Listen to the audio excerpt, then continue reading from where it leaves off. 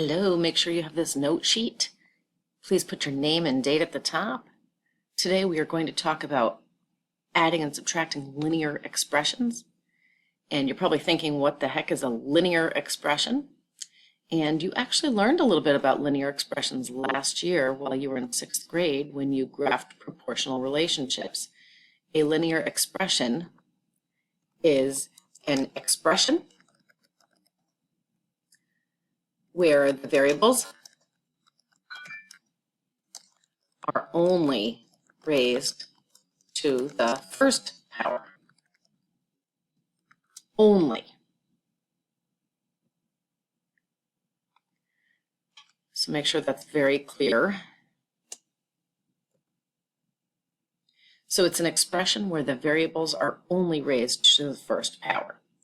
For example, some examples of linear expressions would be like -6h plus g. Did you notice there are no exponents here? So if there are no exponents in the expression, that means it's assumed it's to the first power. There's only one of those. Here's another example. X plus 2y. Those are all raised to the first power. Maybe 2g plus 4h, making this up as I go. Those are all raised to the first power. Let me make those red so you can see them better.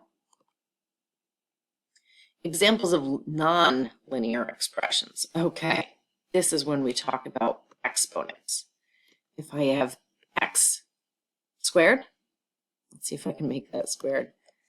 X squared, I'm going to say. Maybe I should just write this. What do you think? Okay, let me go back to my text. Can you hear my alarm going off? It's very early in the morning.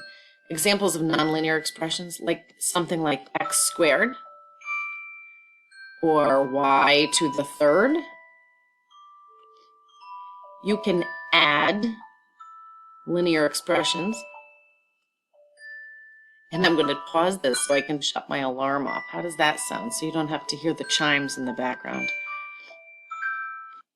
So every time I pause the video, it erases everything I wrote. So if you need to go back, just pause or rewind to go back. I'm going to move on. But let's go back to where it said number 4. You can add, when I write add, linear expressions by combining like terms. We still seem to be having some trouble with understanding like terms. So I'm going to skip over number 5 for a second and repeat to you that number 6 says, oh gosh, I don't know how I'm doing that. It says, remember, like terms have the same variable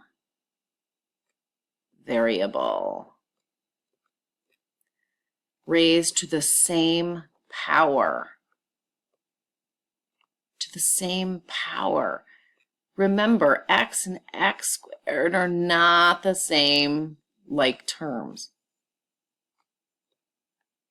Okay?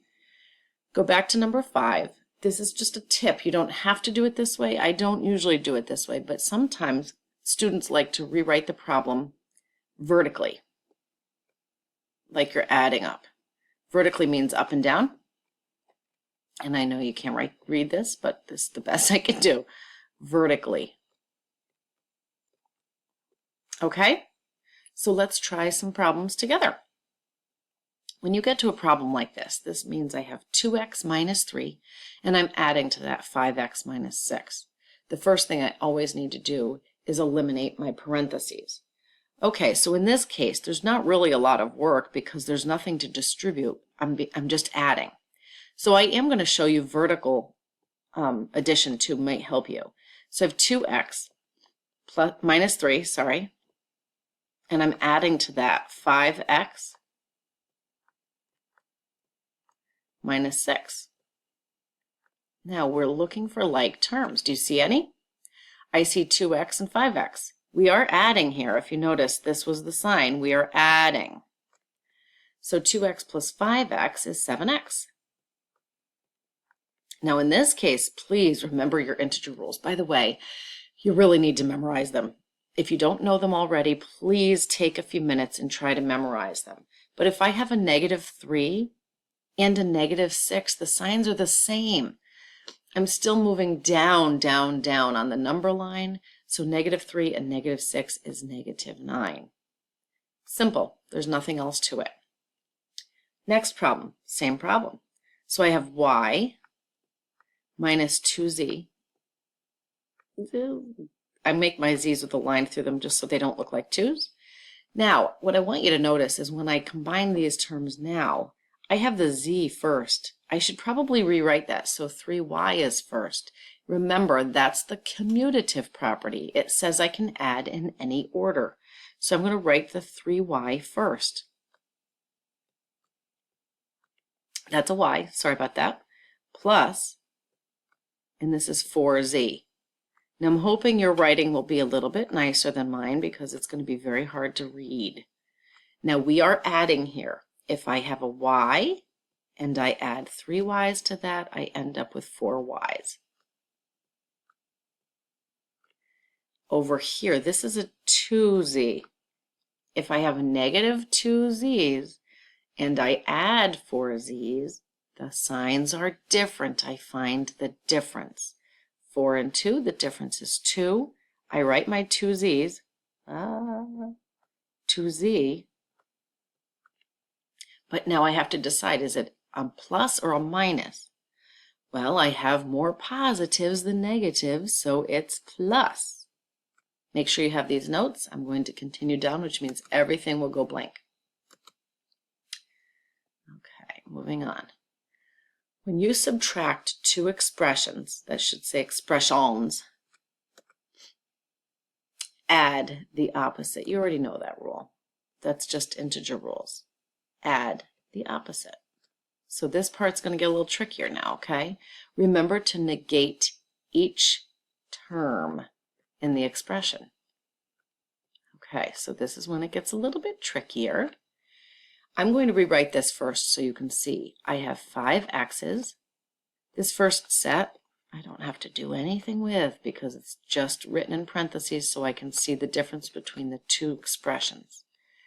Now this is where it gets tricky. I am distributing a minus. That means I'm subtracting the 3x here, and I'm subtracting the 4y here. So I'm going to rewrite everything with the minus sign. So I'm subtracting 3x, and I'm subtracting 4y. Okay, now I can add together the like terms. Remember, commutative property says I change order.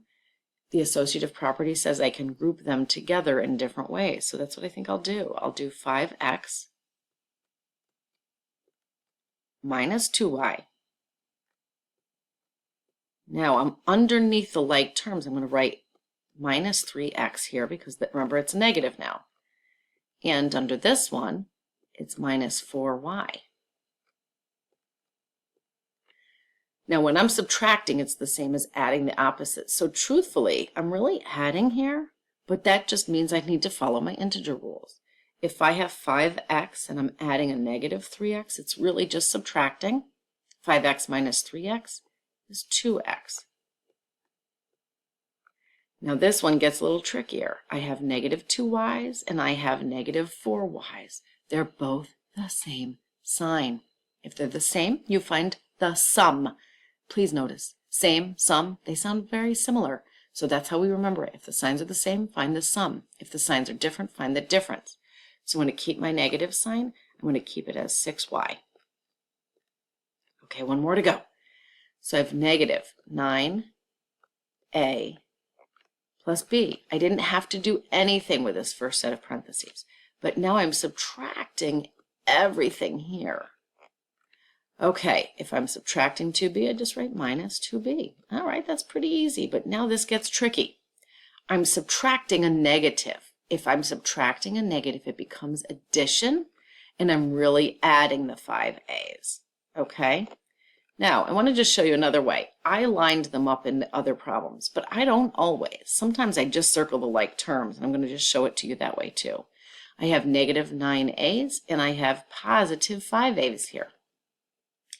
The signs are different, So I find the difference and I get negative 4a. In this case, I have a positive b. I have a negative 2b. I have more negatives than I have positives. The signs are different, so I'm going to subtract. 2 minus 1 is 1, and there are more negatives, so I keep this negative sign, and it's negative b, or minus b. And that is the end.